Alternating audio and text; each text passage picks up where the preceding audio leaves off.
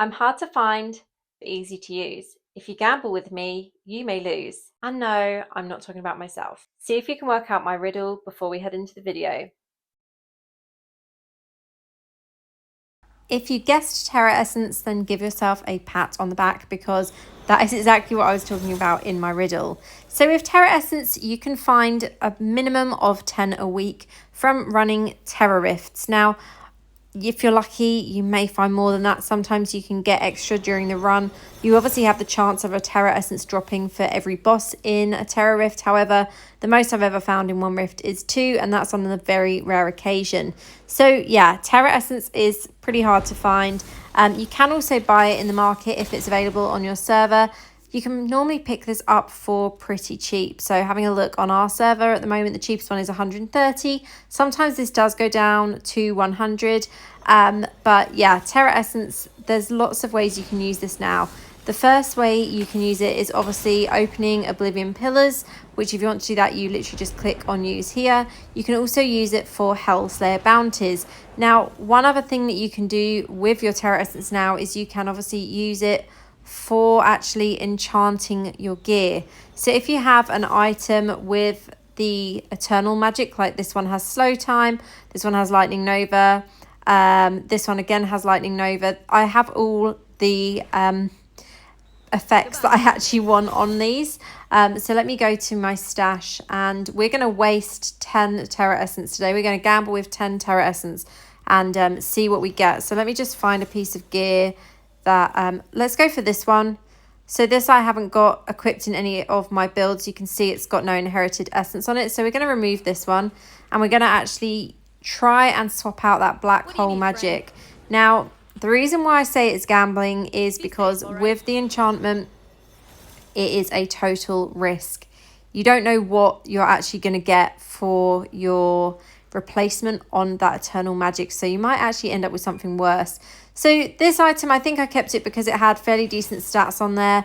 I was quite happy with how it looked overall, but it did have a black hole magic, so I kind of chucked it into my stash ready to look at a later date and use and try and actually enchant with a better magic attribute for that eternal magic. So let's try and enchant this. So we are going to replace the black hole. So you can see if you want to replace critical hit chance, if you want to place damage to full life enemies, this just costs 3 of the flowing shards, and it costs 50,000 gold and 100 of the beguiling dust. So not a huge amount.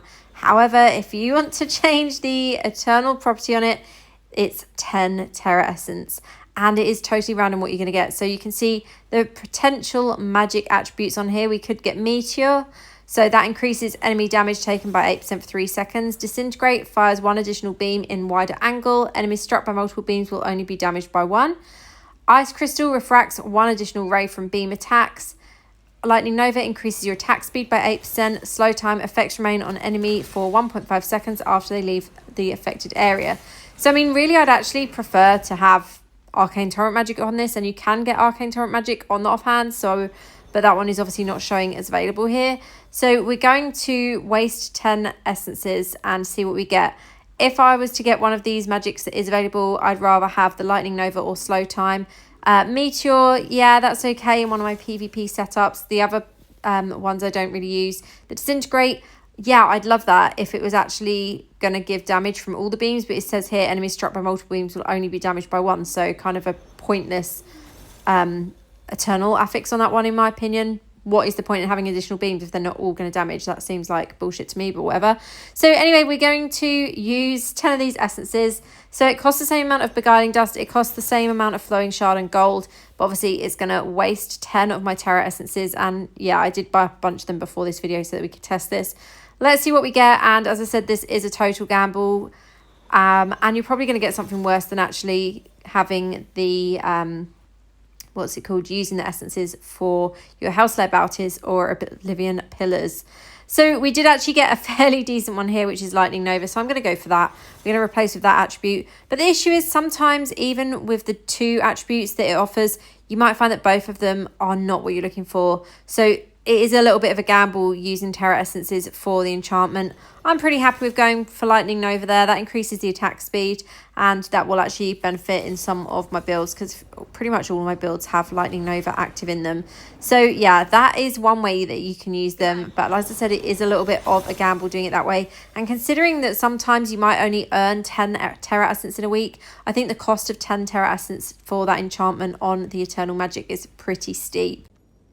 So we're now going to attempt to use a terra essence for an oblivion pillar. Now, this is another gamble, really. I mean, however you use your terra essence, it is a gamble. Using 10 terra essences to enchant is a bigger gamble than obviously using one for Hellslayer bounties or one for an oblivion pillar. But with oblivion pillars and Hellslayer bounties, they do not guarantee a legendary item. So it's hit or miss with this. So we're going to do just one oblivion pillar and see what we get from this. And I'm not really expecting a legendary item because I don't find I ever really get them from oblivion pillars. I think the last time I ran some, I used about 10 terra essences and ran 10 pillars and literally got no legendary items at all. So it's not always beneficial to use the essence in this way. So obviously enchantment costs more, but actually it might be a better way to use your terra essences if you're looking for a specific magic attribute for your gear, and especially if it is an eternal attribute that you're also looking for. So it's totally up to you how you want to use your terra essences. As I said, I do prefer to use them on Hellslayer bounties. I think that's the most beneficial one, and most of the time I do get legendary items dropped from running Hellslayer bounties because you have the chance of it dropping once you defeat the boss, but you also have the chance of it dropping once you actually turn in the bounty in Westmarch as well. So are we going to have a legendary item from this oblivion pillar? Nope. It's just beguiling dust and scrap material. Not what I wanted to see, but yeah, this is why I don't mind using the 10 terra essences for re-rolling. I still think that is quite expensive. Let me know your thoughts on the cost of re-rolling the eternal magic attributes on your gear. But for now, that's it from me for this video. As always, thank you so much for watching, and I'll see you in the next one. Have a great day. Official Diablo Partner.